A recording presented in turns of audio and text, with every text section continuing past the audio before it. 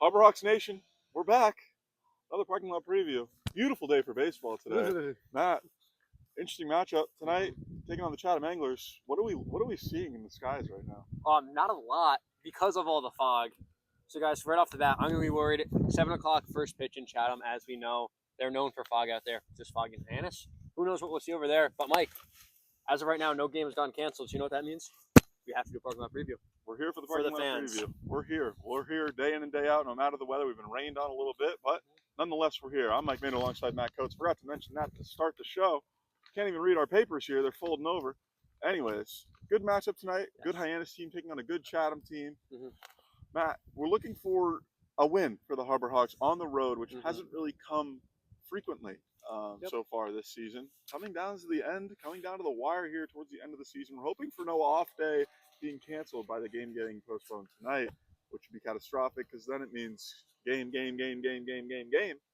and so on, playoffs, just until the end of the season. So you get the All-Star break, though. That'll be good. But nonetheless, we're hoping to get the game in tonight. Should be an interesting one. Where are these teams in the standings, though, Matt? It seems like they're pretty close. They're very close. Hyannis, 17-13-1 record. Chatham Anglers, 16-15 record. That puts Chatham at second in the Eastern Division. Hyannis currently sitting at third in the West. Right now, we're 3 games back at the Cavaliers in first place, and 2 games back to Wareham Gateman.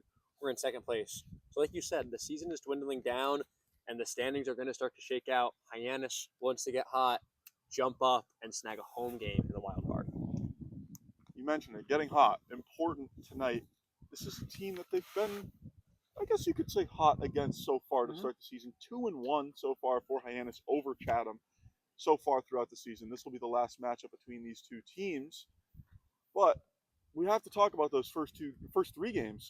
Matt, what were we seeing out of those first 3 where the Harbor Hawks took 2 wins home? Yeah, for the first game, you're going to flashback all the way. I believe game 3 or 4 of the season, big 11-0 Mercy Rule victory against these Anglers at home against McKean Park. Next time we played them, actually, we went to Chatham, Veterans Field, in a shortened game. We lost due to fog. And then very recently, just about a week ago, once again, hosted the Chatham Anglers. Another big victory there. 6-0 shutout. And you know who's on the mound for that game?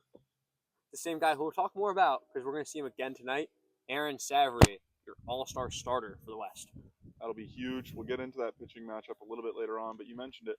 Haven't got a win at Veterans Field yet, but here's an opportunity right here. Hopefully tonight, we're really praying this one gets played. But anyways, you mentioned it. 2 wins at home, 1 loss on the road. That's been the story of the season so far. Hopefully things can turn around. We just saw some of the players driving by. They're getting on the bus, getting ready to go. Hopefully they're locked in, ready to go. But locked in and ready to go is not really how you could describe last night's game against the Catuit Cavaliers, Matt. A 6-2 loss to Catuit. What kind of went wrong in that one? Yeah, that was just a heartbreaking game. Victims of the long ball in that game. First to open the scoring, 2-run homer from Devin Taylor out of Indiana there to give them a 2-0 lead. And they broke the game wide open with a 3-run shot by Brandon Compton a few innings later. Once they had that commanding 5-0 lead, really couldn't come back from that. When you look offensively, we did scratch across 2 runs in the bottom of the 7th inning, which was huge. But we also stranded the bases loaded with 1 out in that inning. Talked to Mitch Carriger after the game, and I said, how big did that end up being? He said, obviously it was huge, but you can pinpoint so many moments in so many games as the critical moments.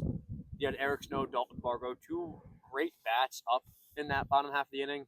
Unfortunately, they didn't get it done, but like Coach said, and I completely agree, you trust those guys in those big spots. Next time a moment like that comes up, I'm sure they'll produce. 100%, and hopefully they get another opportunity with the bases loaded tonight with 1 out. That'd be awesome. And hopefully they can make Chatham pay if that ends up happening. So definitely, like you said, a game to forget, a game to flush away. Not one that really you look at and you say much was done at a high level, at a Harbor Hawks level. And so definitely a game to move on from. Similarly, for Chatham, though, another game to move on from is the one they played last night against Falmouth, a 9-2 loss against the Commodores last night, Matt. Chatham's looking to bounce back after that one. Yeah, for sure. Falmouth, a team that's obviously been struggling this season, but we've seen them. We know they can put up massive performances, and those massive performances usually come from their pitching staff. Well, they put up 9 runs offensively. Their pitching did dazzle. Held a very good Chatham Anglers team to only 2 runs. And you look at Jack Seepings out of the bullpen, absolutely phenomenal. The pitcher from Brown came in relief of the starter, through 2 1/3 innings pitched, Mike, 6 Ks, no hits allowed, no runs allowed. I don't believe he gave up any walks either. Dominance, 7 outs, 6 of them via the strikeout. Great pitching performance from him and the rest of that Falmouth Commodores team as well, getting a win on the road at Veterans Field. Falmouth, we know, hasn't been strong on the road, just like us this season. However, they were able to get it done against Chatham last night. And so for Chatham, losing to a team towards the bottom of the standings, obviously not what they want to do. It's tough in the Cape Cod Baseball League, but they're going to really look at us tonight as an opportunity to get back to their winning ways. Hopefully that doesn't end up happening if the Harbor Hawks want anything to say about it, but only time will tell. Big part of that, though, is going to be this pitching matchup that we teased a little bit earlier. Aaron Savory on the bump for the Harbor Hawks tonight. He has been, what word could you use besides immaculate? Phenomenal. He's been unbelievable. Stellar. A superstar. Quite good. Quite good. He's been quite good, great, and awesome so far to start the summer. You mentioned it. He's the All-Star Game starter for the Western Division. Really, you can't complain with anything that he's given you. He's pitched the most innings on the Harbor Hawks. He's just day in and day out has been an unbelievable arm. And so anytime you have him on the mound, you're looking to hopefully come away with a win, because most likely he's going to have a good game, limit the runs for the other team, and hopefully your offense can get things going. So a great matchup for him tonight against Chatham Anglers. Matt, what are we looking so far for his stats so far on Cape, though? It's been pretty great. We've talked about it. What are his numbers looking like, though? His numbers are phenomenal, Mike. There's a reason he's starting for the West, and that's not a pick that anyone's going to bat an eye at. No. He's starting for a reason. You said leading the team in innings with 21 1/3, and over those 21 1/3 innings, sub-2 ERA. Currently a 1.69 ERA, 26 Ks, and 17 walks. Absolute dominance, a sub-2 ERA with more than 20 innings pitched on Cape Cod. You just have to tip your cap to him if you're the batter. He's gone out, pitched extremely well day in and day out when he's gotten his appearances. There's a reason I didn't list his college numbers on the stat sheet tonight, Mike, because he's pitched so many innings on Cape that we don't need to look back at what he did in February and March. What he's done from June now towards the end of July has been phenomenal, and I expect nothing but the same tonight. 100%. He's been, like I said earlier, he's been just the best pitcher on the team, best pitcher maybe in the entire Cape Cod Baseball League so far. So unbelievable guy. You're looking for a great game out of him. On the other side, another guy with a good amount of experience, Matt. 6'3", right-handed pitcher out of UCF, Tyler Kozera. Tell me about what he's done so far to start his summer and what he did at school as well. Tyler Kozera is another one of those interesting pitchers, Mike. We had low innings at school and has already surpassed that amount of innings on the Cape Cod Baseball League this summer. At school, only 12 innings pitched, but 1.5 ERA, doing so with 10 strikeouts and only 6 walks allowed. So he did great at school in his limited experience. Now on Cape, around 19 innings pitched, 4.19 ERA, 15 Ks, only 6 walks.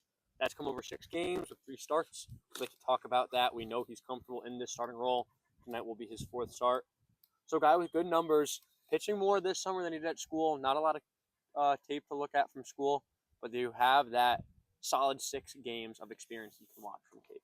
100%. 2 experienced pitchers that will know exactly what they're in for tonight. Hopefully they can see home plate by the time the game starts, because right now it's looking like it might be hard to. But anyways, a great pitching matchup.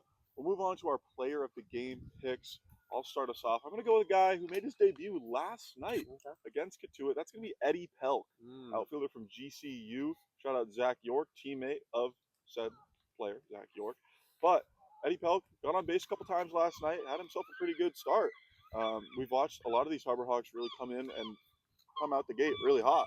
So I'm thinking Eddie Pelk might be one of those guys. We have some Harbor Hawks above our heads right now. Hi, guys. Not players, but actual birds. They're saying hi to the show. Anyways, Eddie Pelk, I think, is going to be in for a big game. Off to a decent start so far. I think he's going to continue off of that. We've seen a lot of guys get off to a good start so far over the summer, and I think he's one of those guys that can really get things going here at the end of the season, where he wasn't really expecting to play summer ball. He said he was dealing with an injury. Talked to him last night. Said he was dealing with an injury over the summer. Didn't know if he was going to be able to get to play any summer ball. Here he is, healthy, ready to go. Had himself a pretty good night last night. Got a hit, got a walk. Here we are. So I think Eddie Pelk's in for a big game, hopefully leading to a win against the Chatham Anglers. Matt, I'll kick it to you, though. Player of the game pick for tonight. It's going to be a good game. Who do you got? Guys, this shouldn't come as a shock. I'm picking Aaron Savory. You look at his numbers, and all he's done is dominate so far this summer. One could argue he's a candidate for Harbor Hawks MVP this year. Been here since day one, and has continued to produce night in and night out. Player that's been phenomenal for us on the bump. And so the recipe for success winning in Chatham tonight, Mike, rely on the pitching staff that has done so well over the past week to past 2 weeks. Aaron Sabry, a big part in that. I alluded to it earlier, but that 6-0 victory we had against the Anglers here was started by Aaron Sabry. He pitched phenomenally, I believe 5 scoreless innings, passed the ball over to Sean Fitzpatrick, another all-star, gave 3 more scoreless innings, and over to Josh Ock, who's been acting as our new closer, and he shut the door with a 1, 2, 3 inning. I think he might have struck out the side there. I believe he did. For dominance against the Anglers.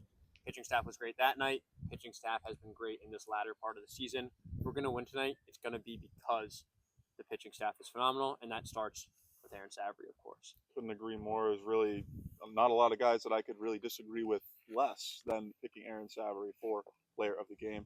That brings us to our final segment of the show. We're going to give our score predictions here. I'm going to start us off. I'm going to say, we've talked about the weather, the fog, the cloudiness. It's just, a dark, dim, gloomy day. I think this game might get called early. We'll see. I'm going to go 3-2 Harbor Hawks. Very low scoring. I think both teams, we've talked about it in the pitching matchup, both teams have pitchers that know what they're doing, have had a lot of success on Cape Cod so far. I think it'll be a low scoring game. I think 3-2 Harbor Hawks come away with the win. Hopefully can bring one away on the road, which hasn't been happening a lot, but hopefully can change things tonight. Matt, round us out. Score prediction for the night. What do you got for me? Mike, I'm going to think similarly, but I'm going to make the official prediction. This will not be a full game. It's going to be a race to 5. We're going to get 5 innings in, and the game will get canceled. I mean, Hyannis not known for fog, and as you can see in the background, already quite foggy here. I'm sure it's the same over in Chatham. With the 7 p.m. start time, too, we have to account for an hour later than most games on Cape Cod. We start at 6 p.m., so that's going to make it even darker, even foggier. But we're going to get through 5, and it's going to be a dominant pitching matchup again. We're only going to allow 1 run. But for the sake of this team, Mike, if we're going to go forward with this season and make a run in the playoffs, the bats need to start getting hot. These new offensive players like Eddie Pelk need to make their name known right away. So I believe it's going to be a 6-1 victory for Harbor Hawks. They get back good offense paired with their great pitching, and it's going to lead to a big victory through 5 innings for the Hawks. 100%. Love to hear it. Hawks win, regardless of who you look at, or me or him. Regardless, thank you so much for watching. We're going to hopefully get this game in. Hopefully, again, players can see the ball. We haven't tested it. We haven't thrown a ball up in the air to see if we could catch it, but it might be doable. I might not be able to catch a ball with clear skies, Mike. That's not sure that's the best test for me. Yeah, well, me neither. Anyways, maybe we should go get a player over there and throw him a fly ball, see if we can see things. Anyways, thank you so much for watching. Hopefully the game gets in. If it does, check us out right here on YouTube, Huddle, Cape League TV, Jacob Irons, Nico Sharp, Josh Schreiber. We'll all be there giving the call for the game. This guy will do a sideline report or 2 here and there. I'll be sitting there. You might be able to see me on camera. Who knows? Depends on the field. Probably not this one. But anyways, we thank you for watching. We hope you have a great rest of your night. Matt, thank you so much for being here. It's been a delight, just like every other day. What a gloomy day. Anyways, we're happy to be here. Happy for some baseball to hopefully be played tonight. Thank you so much for watching. We'll see you next time. Go Hawks.